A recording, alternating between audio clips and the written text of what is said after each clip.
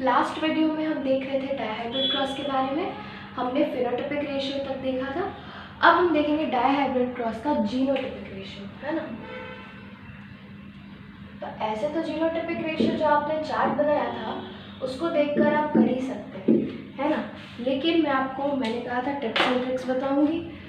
आप याद रखना कि सबसे ज़्यादा आपको वो टाइप का जीनोटाइप मिलेगा जो सबसे ज़्यादा रिकॉम्बिनेंट होगा, है ना।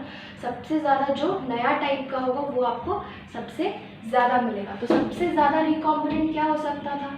Capital R small R, capital Y small Y. ठीक है, कोई प्रॉब्लम नहीं। तो ये आपको मिलता है 4। मैं इसका ट्रिक भी बताऊंगी, ठीक है। उसके बाद आपका रिकॉम्बिनेंट हो गया। अब इससे कम क्या आएगा? एक वाला जो आपका जीन है वो रिकॉम्बिनेंट हो जाए, दूसरा जीन जो है वो आपका पेरेंटल हो जाए। तो ऐसा आपका 4 आ जाएगा। हम पहले इसका ये से ले लेते हैं ना, ये सेम हो गया, कैपिटल आर स्मॉल वाई, है ना। ये आपका पेरेंटल टाइप हो गया, ये रिकॉम्बिनेंट टाइप हो गया। इसी तरीके से इसके लिए ले लेते हैं, है ना, वाई जीन के लिए ले लेते हैं, capital R capital Y small R capital Y small Y. अब इसका हाफ कर दो, है ना। इसमें दोनों रिकॉम्बिनेंट था तो 4 था, एक रिकॉम्बिनेंट रहेगा तो इसका नंबर आप हाफ कर दीजिए, है ना। तो हाफ करिएगा तो आप कितना आएगा? 2 2 2 2। ठीक। अब आते हैं जब आपका दोनों का दोनों ही आपका पेरेंटल टाइप हो जाए। पहले मैंने लिया दोनों रिकॉम्बिनेंट, फिर लिया दोनों रिकॉम्बिनेंट एक पेरेंटल। अब आते हैं दोनों पेरेंटल, है ना। तो दोनों पेरेंटल क्या क्या हो जाएगा? Capital R capital Y capital Y, capital R small Y, है ना। Small R capital Y, small Y.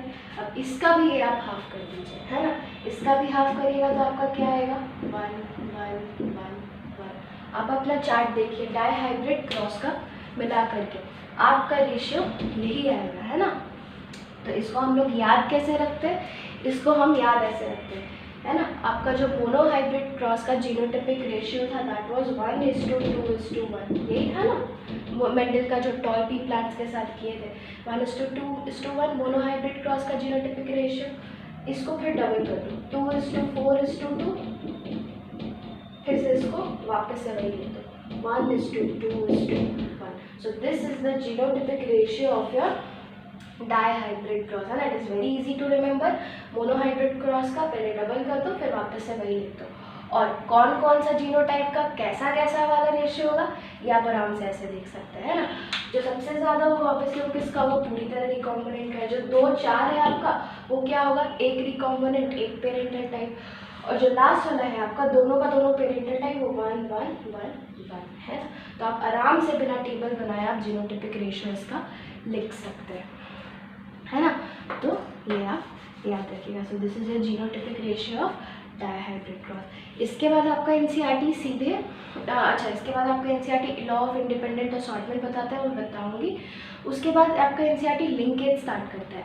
लेकिन लिंकेज स्टार्ट करने के पहले मैं थोड़ा सा आपको कुछ एक्स्ट्रा बताना चाहूँगी। बोर्ड्स में नहीं आएगा लेकिन from NEET point of view, है ना, जीन्स क्वेश्चंस बनाने के लिए आपको मैं कॉम्प्लीमेंट्री जीन्स, है ना, डुप्लीकेट जीन्स एंड एपिस्टासिस के बारे में बताऊंगी। ठीक है। तो इसके बाद सबसे पहले हम लोग पढ़ लेते हैं लॉ ऑफ इंडिपेंडेंट असॉर्टमेंट।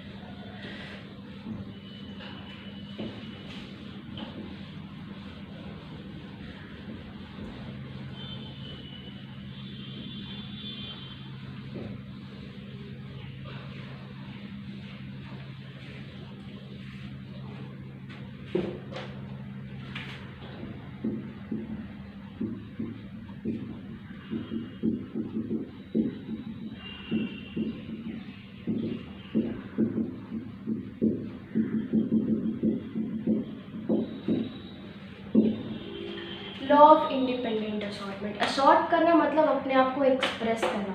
तो मेंडल ने जब डायहाइब्रिड क्रॉस किया फिर उन्होंने लॉ ऑफ इंडिपेंडेंट असॉर्टमेंट दिया। उसमें उन्होंने क्या बोला? उसमें उन्होंने बोला कि ये जो 2 जीन है ना, कि हमने कौन कौन सा जीन लिया था? हमने लिया था एक सीड कलर का जीन, हमने लिया था एक सीड शेप का जीन, कुछ भी ले सकते हैं। तो उन्होंने कहा कोई भी दो जीन को एक दूसरे से कोई मतलब नहीं होता है जब वो अपने आप को एक्सप्रेस करता है। मतलब कि हमने जैसे मान लो लिया स्टार्टिंग में राउंड सीड, है ना, जो कि येलो कलर का था, एंड लिया रिंकल्ड सीड जो कि ग्रीन कलर का था। तो अगर आपका कलर और शेप वाले जीन को एक दूसरे से मतलब होता तो जब आपका प्रोजेनी बनता तो क्या आपका कभी येलो के साथ रिंकल्ड शेप आ सकता था? नहीं आ सकता था। अगर इन दोनों को एक दूसरे से मतलब होता, मतलब कि जो सीड शेप का जीन है अगर वो आपका सीड कलर के जीन के साथ लिंक्ड रहता तो क्या होता? हमेशा येलो के साथ आपको राउंड सीड ही मिलता, येलो के साथ कभी आपको रिंकल्ड नहीं मिलता, राउंड के साथ आपको कभी ग्रीन नहीं मिलता। पर ऐसा नहीं होता है, हमको चारों तरह का फिनोटाइप मिला F2 में। कैसा कैसा फिनोटाइप मिला? पेरेंटल टाइप तो मिला ही, जहाँ से मैंने स्टार्ट किया था, round yellow and wrinkled green. उसके साथ राउंड ग्रीन भी मिला एंड रिंकल्ड येलो भी मिला, है ना। तो लॉ ऑफ इंडिपेंडेंट असॉर्टमेंट ये कहता है कि जो जीन्स है, अलग अलग जीन, अगर हम उनका इनहेरिटेंस साथ में भी देखें तो इन दोनों को एक दूसरे से कोई मतलब नहीं होता है और बिना एक दूसरे के इन्फ्लुएंस के ये अपने आप को एक्सप्रेस करते हैं, है ना। इसलिए उन्होंने नाम दिया लॉ ऑफ इंडिपेंडेंट असॉर्टमेंट। ठीक, अब मैंने आपको बताया था मेंडल का 3 लॉ था, law of dominance, law of segregation and law of independent assortment. Law of domination तो इनकम्प्लीट डोमिनेंस से ये हो गया, है ना। उसमें उन्होंने उसके साथ मल्टीपल एलेनिज्म से भी खत्म हो गया। उन्होंने बोला था किसी भी जीन का 2 अलील होता है, वो भी उससे रॉन्ग प्रूफ हो गया। लॉ ऑफ सेग्रीगेशन हमेशा सही रहता है, कोई भी पेयर ऑफ जो अलील्स रहेंगे गैमेट फॉर्मेशन के टाइम पे वो अलग होंगे and they do not blend, है ना। ये एकदम सही है, आज तक सही है, 100% सही है। ये जो तीसरा लॉ है, लॉ ऑफ इंडिपेंडेंट असॉर्टमेंट, ये भी आगे जाकर के गलत प्रूफ कर दिया गया, है ना। वो हम जब लिंकेज पढ़ेंगे तब हम आपको बताएंगे। आप सोचिए, अभी जान लीजिए ना थोड़ा सा, कि हम मान लेते हैं कोई एक क्रोमोसोम है, ठीक, उसमें 2 लोकस है मेरा, एक यहाँ पे एक यहाँ पे, 2 जीन है, ठीक। अब ये 2 जीन एक ही क्रोमोसोम पे है, तो हो क्या सकता है कि ये जब क्रोमोसोम आपका अलग होता है, इस क्रोमोसोम के जितने भी जीन है वो आपके एक साथ अलग होते हैं। तो कुछ हद तक ये 2 जीन क्या होते हैं? लिंक्ड हो जाते हैं। हम मान लेते हैं इसके पास अगर एक ही क्रोमोसोम में येलो कलर है एंड राउंड सीड शेप है, तो सिंस ये एक ही जीन में लिंक्ड है, कई बार क्या होता है ये दोनों एक दूसरे से अलग नहीं होता और हमेशा येलो के साथ राउंड इनहेरिट होता है ना। तो ये लिंकेज जो मैं आपको और क्लियर कर दूंगी, तो इसलिए आगे जाके लॉ ऑफ इंडिपेंडेंट असॉर्टमेंट गलत प्रूव हो गया। मेंडल को तो पता नहीं था कि आपके पास क्रोमोसोम्स नाम के चीज़ होते हैं, वो तो सिर्फ बोले थे कोई फैक्टर्स होते हैं जो कंट्रोल करते हैं, माइक्रोस्कोपी डेवलप नहीं हुई थी।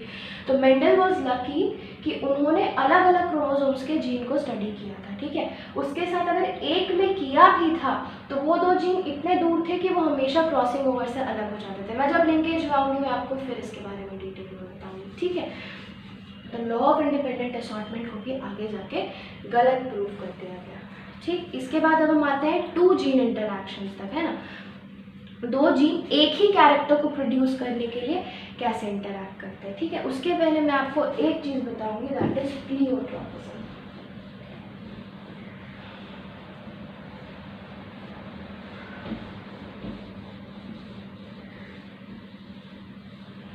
उसके पहले मैं आपको बताऊंगी प्लियोट्रॉपिज्म एंड पॉलीजेनिक इनहेरिटेंस, है ना। ये आपके एनसीईआरटी में आगे की तरफ नहीं दिया हुआ है, पीछे में आपका जो सप्लीमेंट्री मटेरियल है उसके तरफ दिया हुआ है, या अगर आपका बहुत नया एनसीईआरटी होगा तो वो बीच में ही ऐड किया है ना। जिनके बुक में ये बीच में एडेड नहीं है वो पीछे पलट के अपना सप्लीमेंट्री मटेरियल देखना, उसमें आपका एडेड होगा, है ना।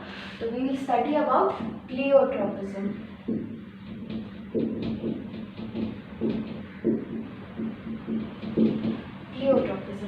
प्लियोट्रॉपिज्म में क्या होता है कि ऐसे हमने अभी तक जीन कैसे डिफाइन किया, gene is that segment of DNA which controls a character of any organism. मतलब कि जीन वो सेगमेंट ऑफ डीएनए है जो कि किसी हमारे एक कैरेक्टर को कंट्रोल करता है।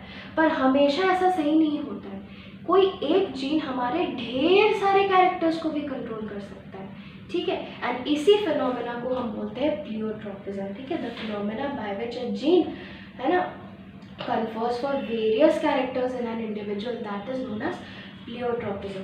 इसका एग्जाम्पल आपका एनसीईआरटी में दिया है आपको फिनाइल कीटोन्यूरिया, है ना। It is a disease, it is a genetic disease जिसमें कि आपका जीन गेट्स मॉडिफाइड, है ना।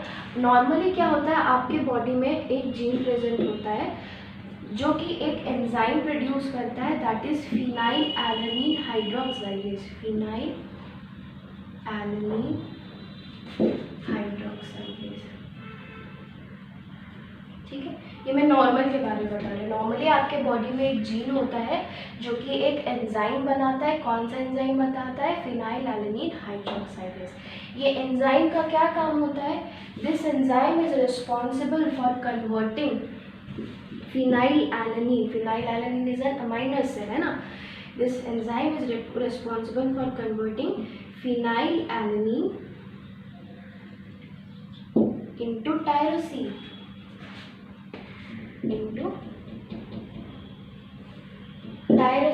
ठीक है।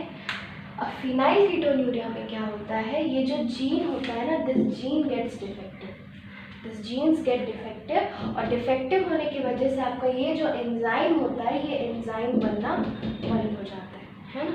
ये एंजाइम बनना बंद होने की वजह से आपका phenyl alanine is not converted into tyrosine. Phenyl alanine tyrosine में कन्वर्ट नहीं होता है।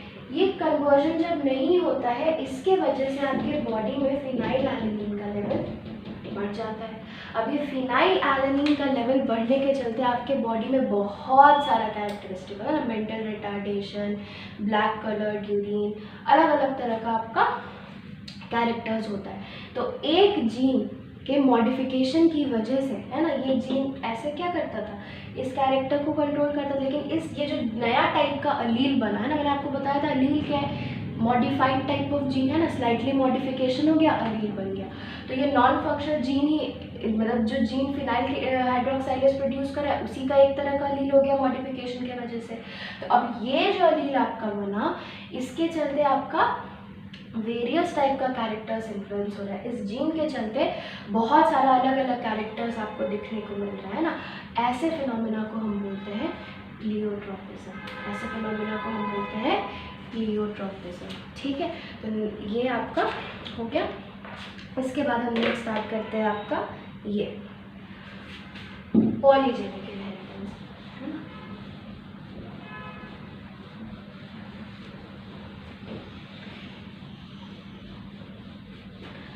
Start with polygenic inheritance.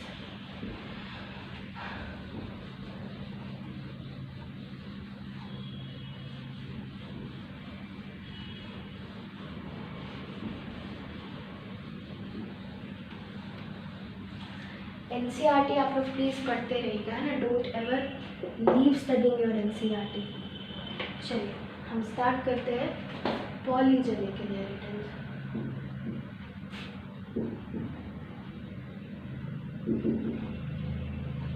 है ना, नाम से ही पता चल रहा है ऐसा इनहेरिटेंस जो बहुत सारे जीन्स की वजह से, है ना। पॉली मतलब मैनी, जेनिक मतलब related to gene, and inheritance मतलब किसी चीज़ को हम कैसे इनहेरिट करते हैं।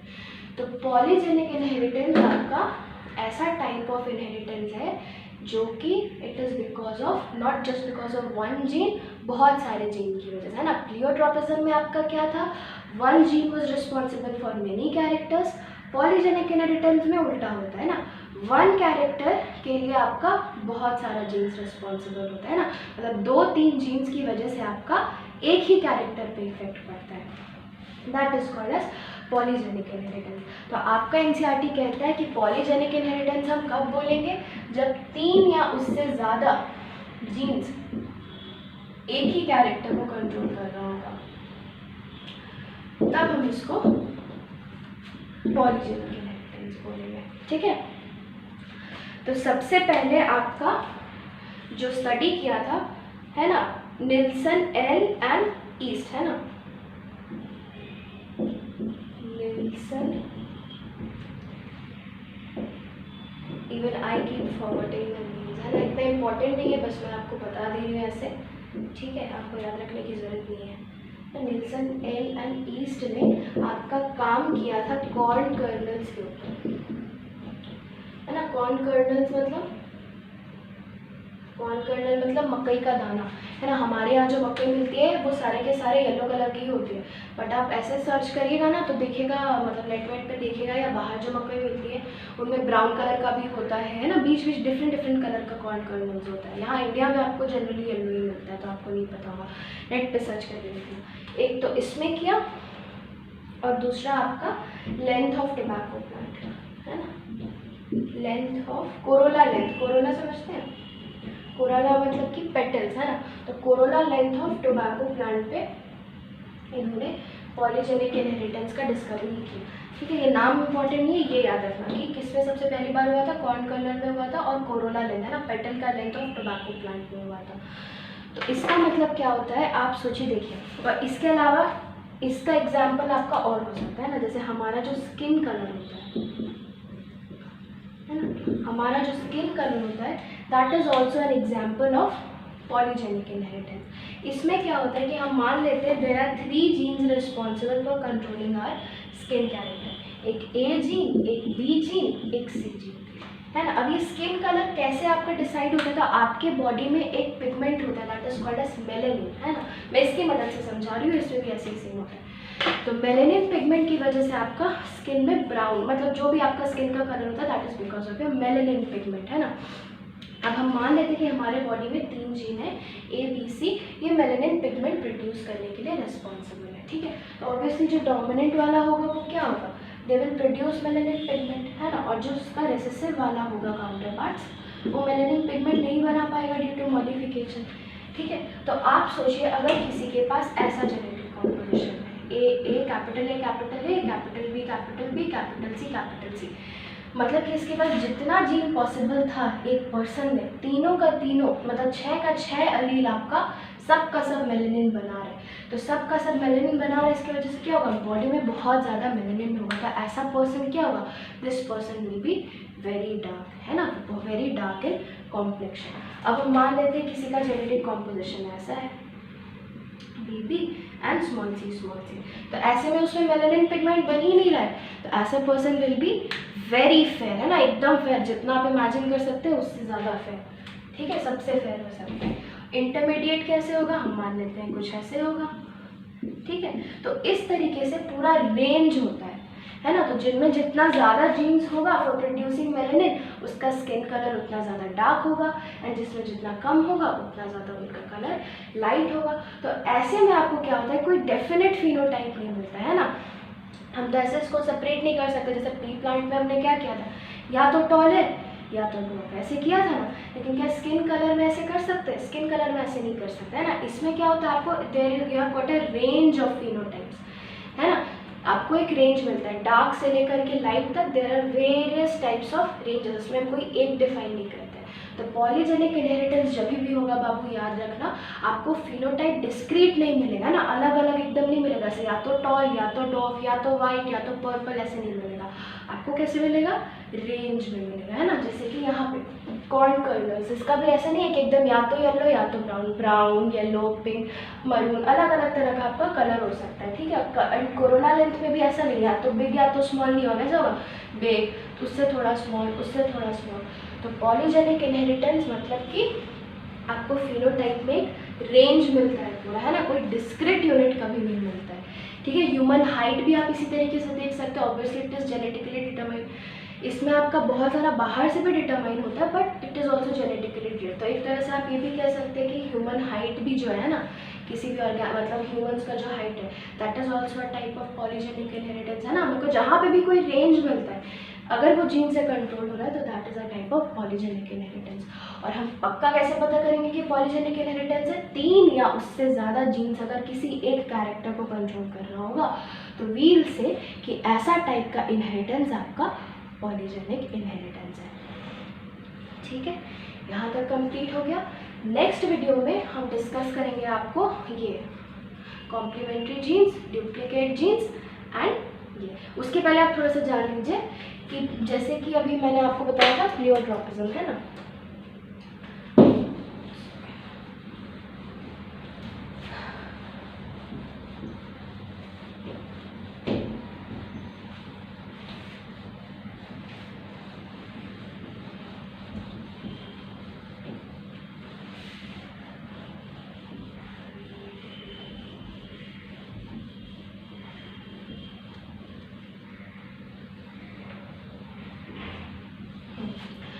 पॉलीजेनिक इनहेरिटेंस में एक कैरेक्टर को कंट्रोल करने के लिए 3 या उससे ज़्यादा जीन्स काम कर रहे हैं। अब इसमें याद रखना कि एक जो जीन, जैसे मान लेते जो ए वाला जीन था, उसका बी जीन से कोई रिलेशन नहीं है, दोनों एकदम इंडिपेंडेंटली काम कर रहे हैं। लेकिन 2 जीन इंटरैक्शन में क्या होता है, जो मैं आपको बताऊंगी, क्या क्या, complementary genes, duplicate genes and epistasis. इन तीनों में भी एक ही कैरेक्टर के लिए आपका 2 या उससे ज़्यादा अलग अलग जीन्स काम करते हैं। डिफरेंस क्या होता है इसमें और उसमें? इसमें एक ए जीन जो था आपको, उससे बी जीन से कोई रिलेशन नहीं है ना। ए जीन अपना इंडिपेंडेंट है, बी जीन अपना इंडिपेंडेंट है, सी जीन अपना इंडिपेंडेंटली काम कर रहा है। लेकिन इंटरैक्शन वाले में एक जीन का फंक्शन दूसरे जीन के ऊपर डिपेंडेंट होता है ना। This is the difference between polygenic inheritance and 2 gene interaction, है ना। 2 जीन इंटरैक्शन जो भी है वो हम आपको नेक्स्ट में बताएंगे। 3 तरह का होता है, फिर से बता रहे हैं, एनसीईआरटी में नहीं दिया इसलिए बार बार बता रहे हैं। ये duplicate genes, complementary genes and ये एपिस्टैसिस, ठीक है। ये तीनों हम आपका नेक्स्ट वीडियो में बताएंगे।